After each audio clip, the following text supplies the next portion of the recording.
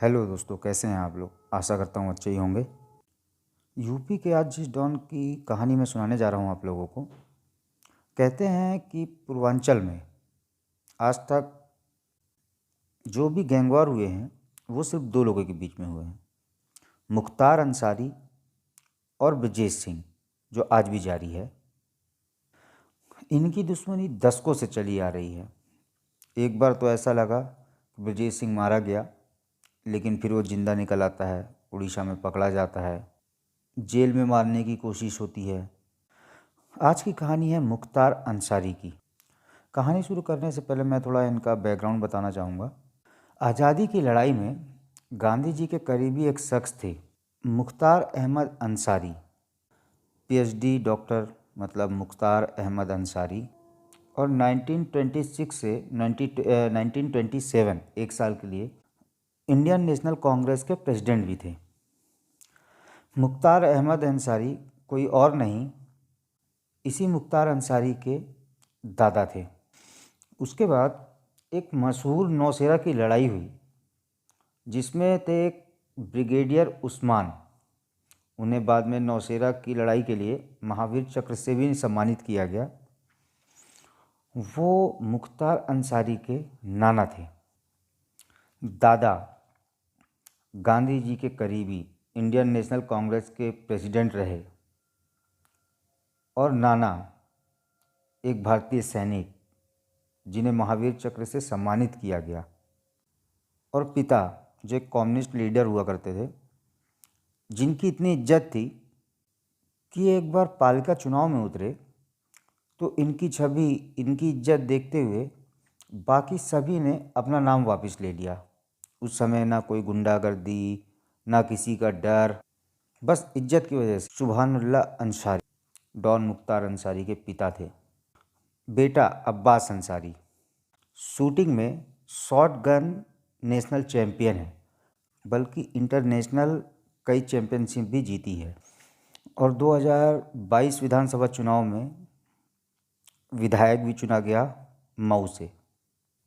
बेटा अब्बास अंसारी। चाचा हामिद अंसारी भारत के वाइस प्रेसिडेंट रहे। यह है डॉन मुख्तार अंसारी की विरासत। जिस फैमिली में ऐसे लोग हों, उस फैमिली का एक शख्स डॉन कैसे बन गया, और डॉन से फिर वो एक नेता बनता है। कहते हैं 80 के दशक में मुख्तार अंसारी क्रिकेट बहुत अच्छा खेलता था, और कहते हैं हाइट चूँकि 7 फीट से ज़्यादा, तो कहते हैं कि अगर सही ट्रेनिंग और अच्छे से खेलता तो आज ये इंडियन टीम में क्रिकेट ज़रूर खेल रहा होता। लेकिन फिर गलत रास्ते में चलने की वजह से ये डॉन बना, और फिर जेल, अभी भी जेल में ही है। 1996 से लगातार 5 बार के विधायक, और 17-18 साल से जेल में हैं।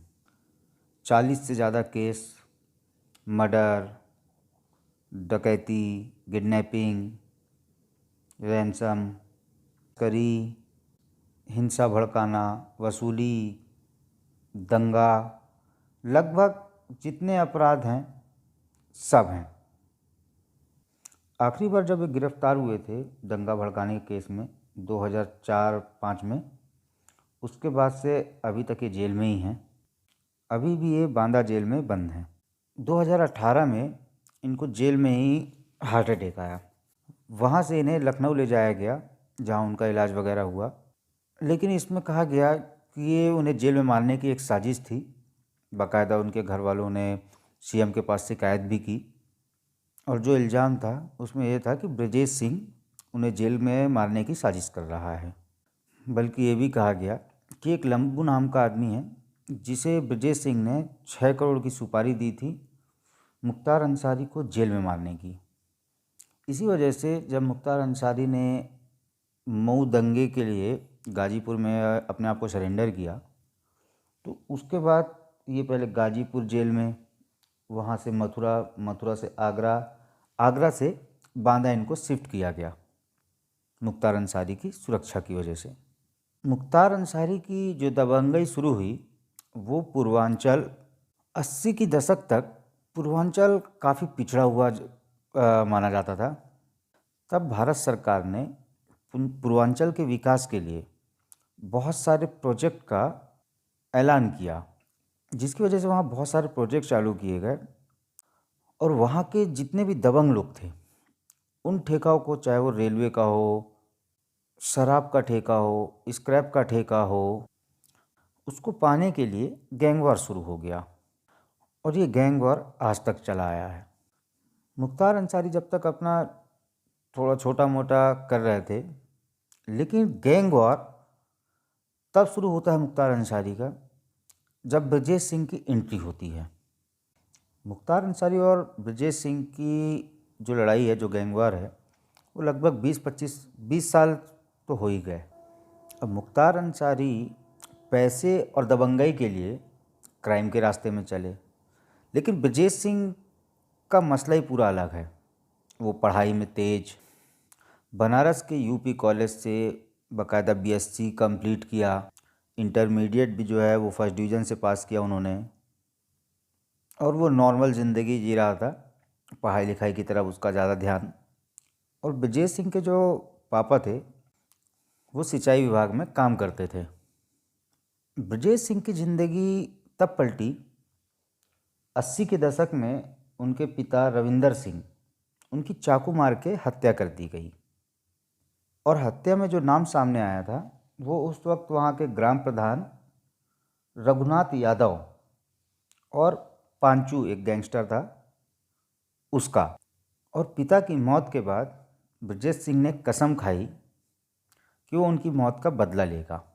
और पांचू और ब्रजेश सिंह का घर बनारस में आसपास ही था। एक बार मौका देखते ही ब्रजेश सिंह पांचू के घर जाता है और वहाँ बाकायदा उनके पिता के पास, और कहते हैं कि बाकायदा उनका पैर छूता है, उनको शॉल भेंट करता है और ये कहते हुए कि मुझे अपने पिता का बदला लेना है, और उन्हें गोली मार देता है। और ये पहला मामला होता है ब्रजेश सिंह का। और इसके बाद अचानक ब्रजेश सिंह को ये पता चलता है, धौरहरा, ये ब्रजेश सिंह का गांव था, वहाँ रघुनाथ सिंह कचहरी आया हुआ था। फिर ये कचहरी जाता है और बाकायदा AK-47 से रघुनाथ यादव को गोली मार देता है और उसकी हत्या कर देता है। और ये यूपी के इतिहास का पहला ऐसा मामला था जिसमें कचहरी के अंदर AK-47 से किसी की हत्या कर दी गई हो। और यहीं से ब्रजेश सिंह का दबदबा बढ़ जाता है। अब पुलिस उसके पीछे, क्योंकि AK-47 कचहरी के अंदर, और यहीं ब्रजेश सिंह अपना गैंग और बड़ा करते जा रहा है। तभी ब्रजेश सिंह अपने गैंग में एक त्रिभुवन सिंह नाम के व्यक्ति को शामिल कर लेता है।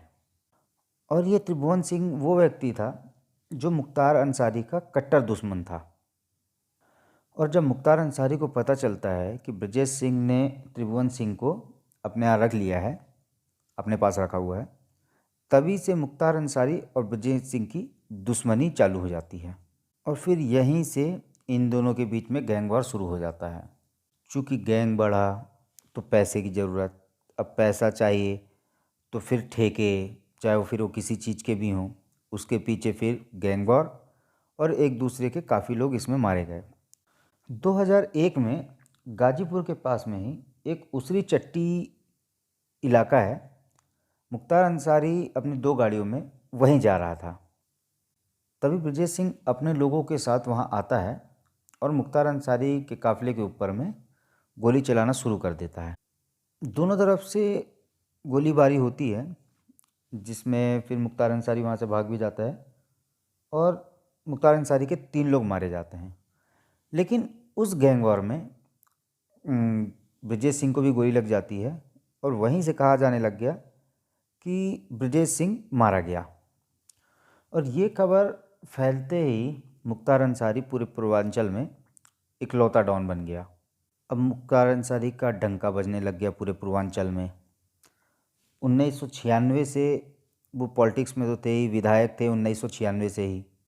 और फिर मुख्तार अंसारी, त्रिभुवन सिंह और एक एक करके सबको मारने लग जाता है। और अपने दुश्मनों का सफाया करने लग जाता है। लेकिन 2008 में पता चलता है कि ब्रजेश सिंह उड़ीसा में देखा जाता है और वहाँ से उसे गिरफ्तार कर लिया जाता है। फिर पता चलता है कि 2001 में उसे गोली लगी थी और वो वहाँ से उड़ीसा भाग गया था। एक बार की बात है जब ब्रजेश सिंह और मुख्तार अंसारी का गैंग वॉर चल रहा था, एक दूसरे के लोग मारे जा रहे थे, तो और इसके पास में पॉलिटिकल पावर तो थी ही मुख्तार अंसारी के पास में। तो मुख्तार अंसारी की पॉलिटिकल दबदबा कम करने के लिए इसने बीजेपी के एक नेता थे कृष्णानंद राय, उनका इसने सपोर्ट करना शुरू कर दिया। और मोहम्मदाबाद से, जहाँ से मुख्तार अंसारी के भाई लगातार 5 बार चुनाव जीते, वहाँ से कृष्णानंद राय को चुनाव में खड़ा किया जाता है। और उस चुनाव का जो कुछ भी था वो सब ब्रजेश सिंह देख रहा था। और उस चुनाव में कृष्णानंद राय चुनाव जीत जाते हैं और मुख्तार अंसारी के जो भाई हैं वो चुनाव हार जाते हैं। और तब मुख्तार अंसारी को गुस्सा आया, और हालांकि उस वक्त मुख्तार अंसारी जेल में थे। इल्ज़ाम ये है कि मुख्तार अंसारी के शूटर गए, जिसमें मुन्ना बजरंगी का भी नाम है, कृष्णानंद राय को और उनके साथ 6 लोग, टोटल 7 लोग को एक जगह पे घेरते हैं और AK-47 से उन्हें भून दिया जाता है, जो उस वक्त विधायक भी थे, और 7 को मार दिया जाता है। कहते हैं कि इन 7 की बॉडी से 70 बुलेट निकली थी। बाद में 1-2 विटनेस जो थे, जो बताते हैं कि मुख्तार अंसारी के शूटर थे, उनकी भी रहस्यमय तरीके से मौत हो जाती है। और ऐसे ही ये केस चलते रहता है और मुख्तार अंसारी तब भी जेल में। कहते हैं जब भी उन्हें जेल से निकलना होता था, कहीं बाहर खाना खाना होता था, शॉपिंग करनी होती थी, वो बड़े आराम से जेल से बाहर निकल के आके शॉपिंग कर लिया करते थे, बाहर खाना खा लिया करते थे। मुख्तार अंसारी की एक कहानी और फेमस है कि जब वो जेल पहुंचते थे तो उनके साथ एक उनका खानसामा हुआ करता था, वो उनसे पहले जेल पहुंच जाता था। खैर, मुख्तार अंसारी अभी भी बांदा जेल में हैं, करीब 18-20 साल हो गए। कई ऐसे मामले हैं जिनके अभी फैसले आने बाकी हैं। कई ऐसे मामले हैं जिसमें कोई गवाह और सबूत नहीं है, क्योंकि उनके मामले में भी एक कहानी ये भी है कि जो गवाह और सबूत होते हैं उनको मुख्तार अंसारी बड़े आसानी से गायब करवा देते हैं। मुख्तार अंसारी की एक कहानी ये भी है कि जो मऊ इलाका है वहाँ एक तरफ से लूटता है, जो गैरकानूनी धंधों से पैसे कमाता है, वो उस तरफ लुटाता है। वो अपनी छवि उसने एक रॉबिन हुड की बना के रखी है। लेकिन 40 से भी ज़्यादा मामले हैं, मर्डर से लेके डकैती, किडनैपिंग और बहुत सारे। तो कानून के नज़रों में तो गुनहगार हैं ही, लेकिन उससे ही बड़ी चीज़ कि जब भी पूर्वांचल की बात आएगी तो वहाँ के 2 सबसे बड़े डॉन जिनका नाम हमेशा आएगा, एक मुख्तार अंसारी और दूसरा ब्रजेश सिंह। और इत्तेफाक से दोनों एक दूसरे के जानी दुश्मन और आज तक जानी दुश्मन ही हैं। ब्रजेश सिंह के वापस आ जाने के बाद मुख्तार अंसारी ने कई बार ब्रजेश सिंह के ऊपर जानलेवा हमले करवाए, और उसी तरीके से ब्रजेश सिंह ने भी मुख्तार अंसारी के ऊपर भी जानलेवा हमला करवाए, और दोनों एक दूसरे के खून के प्यासे हैं। ये थी कहानी मुख्तार अंसारी की। कहानी अच्छी लगी हो तो चैनल को लाइक और सब्सक्राइब जरूर कीजिएगा। बेल आइकन के बटन को दबाना बिल्कुल मत भूलिएगा।